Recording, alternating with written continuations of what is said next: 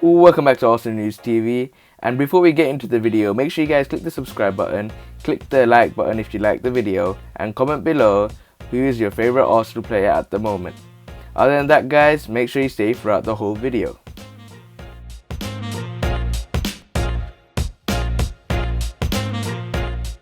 So the first piece of Arsenal news is about the Arsenal match where Arsenal played Sheffield United at home. And the score was Arsenal 2 and Sheffield United 1. And the headlines are stating regarding this match is that Arsenal 2, Sheffield United 1, gonna survive late fight back after quick fire goals from SAKA and Nicolas Pepe. And the reports are stating that Mikel Arteta might be bringing the glory days back to Arsenal, but it's more George Graham than Arsene Wenger. 2 goals in 3 minutes from SAKA and Nicolas Pepe finally broke Sheffield United's resistance at the rainy Emirates. But it was grim watching for much of the afternoon as the Gunners stretched the unbeaten home run to 11 Premier League games. So maybe it's a blessing in disguise that supporters are still prevented from attending, because at least they can have a little snooze in front of the telly while waiting for something exciting to happen. Arteta has been so obsessed with keeping it tight that it feels at times that he's trying to bore the opposition into submission. But no one is complaining as long as his team continue to edge their way back towards the top of the table. And to be fair to Arsenal, when the goals finally arrived just an hour after the mark, they were well worth waiting for. Willian, Nicolas Pepe, Mohamed Elneny and Pierre-Emerick Aubameyang were all involved in the intricate build-up before Hector Bellerin hung up for a cross to the far post for Saka to celebrate his England call-up with a decisive header.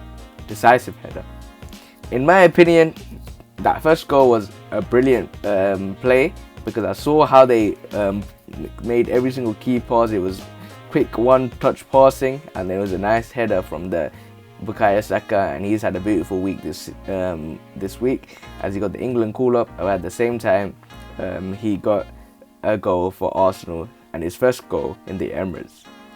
And the continuing reports state that, and before the bewildered Blades had time to pull themselves together, they were undone again, and when substitute Pepe was allowed to cut inside and roll a precise shot behind the reach of keeper Aaron Ramsdale.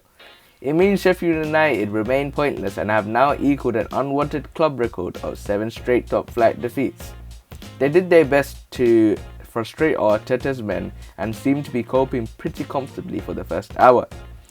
It was a full 29 minutes before either side managed a shot of any description, which was apparently the longest we've had to wait in any Premier League game during 2020. Even though it was a pretty time glancing header from Eddie Nketiah, which barely troubled Ramsdale. The first decent effort didn't arrive until 8 minutes before half-time, when Aubameyang's audacious first-time effort from distance required a brilliant fingertip save from Ramsdale, and that was a nice shot from Aubameyang when I was watching the match, and it was a decent shot, and he's one of them classics where he tries to bend the ball kind of with a little bit of swaz, but Ramsdale got his fingertips on that and he went for a corner. And the reports continue to say that he had hardly noticed that Aubameyang was playing until the moment, as Arsenal struggled to get the captain and top goal scorer involved in the dog of a game. To be honest, he wasn't fairly in the game at all, and it seemed to alert the Aubameyang's presence when Sander Berge he challenged the Aubameyang, and that was very scary at a moment, because I thought he might be injured and you might not see him for a little bit of time. And then the news kept going on about what practically happened in the match. So my quick short preview of the match, the ratings. I felt as though Arsenal did have a tactical game plan where they had to just sit back and wait for the counter, in my opinion, but they just didn't work out as Arsenal were home and Sheffield United were using their advantage of being away. And Arsenal played it hard. They had most of the possession. They did do what they could, but they just couldn't get that goal. But when they got that goal, they got another goal after, and then Arsenal were just on top of the game after that. But in the last 10-15 minutes, it was quite dangerous when David McGoldrick scored his first league goal. As always, when Sheffield United haven't scored for 7 games in a row or something, when it comes to Arsenal, the curse is broken. We just like breaking curses that go against us.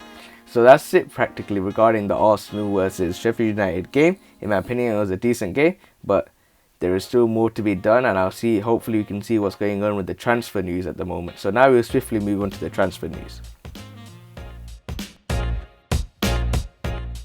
So the next piece of transfer news is regarding TORREIRA, and this is quite a short news, but as we all know that TORREIRA completed his medical at Atletico Madrid, and now he will move to the Wanda Metropolitano on loan with an option to buy. From Fabrizio Romano's tweet, he has said that Lucas TORREIRA has passed his medical test today with Atletico Madrid. As per Divunuesa, Atleti are ready to complete a signing on loan with buy option from Arsenal Football Club when they'll sell one player, Lemar Herrera, work in progress. So the news regarding Lucas TORREIRA is that everything is pretty much agreed, but only Lucas TORREIRA can move to Atletico Madrid only if Atletico Madrid sell one player. And that is a clause La Liga has put on their teams, that if you want to get in a player, you have to sell a player first. And that is one of the rules that they have put into the La Liga system and into the transfer system for this season. So that's why someone has to be sold, and then Lucas TORREIRA will practically be into the team. So that is the news regarding Lucas TORREIRA. So if Atletico needs to sell a player before they can buy a player, then why not sell Thomas Partey to Arsenal? However, the news regarding Thomas Partey looks bad for Arsenal as well, as it looks like there's another club interested in buying Thomas Partey, and that club is none other than Chelsea. So the reports are saying, and the headlines say, that Blues gone for Arsenal target. And the reports are stating that Chelsea have joined the race to sign long-term Arsenal target Thomas Partey as they look to strengthen in midfield. And it is believed that if they cannot sign Declan Rice, who was initially heavily linked with Chelsea, it is believed they will make a late run at the Atletico Madrid player. And it is also claimed that Rudiger wants to go to Tottenham. The German has been frozen out of Lampard's team, and there are many clubs interested, but it's reported that Spurs would be his preferred choice. The futures of Fikayo Tomori and Ruben Loftus-Cheek are also in the air, and probably with these players being sold, it could mean they could free up some money and probably get one final signing, and that final signing could be either Declan Rice or Thomas Partey. So it looks like Chelsea do have a chance of buying Thomas Partey as well. With our favourite journalist Fabrizio Romano, the headlines state that it's miles apart, and that the reports are stating that it's similar to the hierarchy at Lyon. Atletico Madrid are refusing to change their stance over the price tag for Thomas Partey. Arsenal are aware that they have to cough up £45 million to meet his release clause, but seem eager to strike a deal. According to journalist Fabrizio Romano, Atleti's board are convinced that Partey will be still at the club once the transfer window is slammed shut. So these are the direct words from Fabrizio Romano's tweet, and it states that Atletico Madrid have no intention to start any negotiation for Thomas Partey as reported by June. It's €50 million release clause to be paid immediately, no installments or nothing. Atleti board still convinced he is not going to leave the club on next 2 days. So the news regarding practically Thomas Partey is that Atletico Madrid are playing hardball. They don't want to do any negotiations. You give £45 million and we'll give you the deal. No installments, no another way through. £45 million and you get Partey. But it looks like Arsenal are struggling to get the money. And it just goes back to the same old thing, is that Kroenke, please leave the club.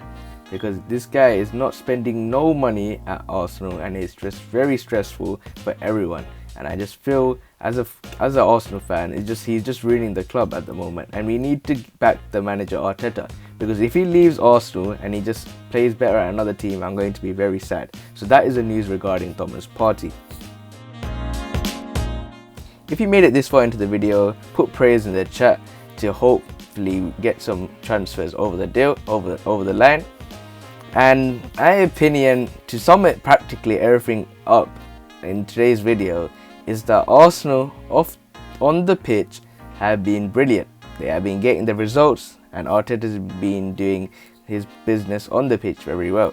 However, at the same time, off the pitch, Arsenal look horrendous, and they seem to not spend any money at all, and their net spend so far is just £2 million, and Kroenke won't put his money. So it's up to Kroenke to see what he will do.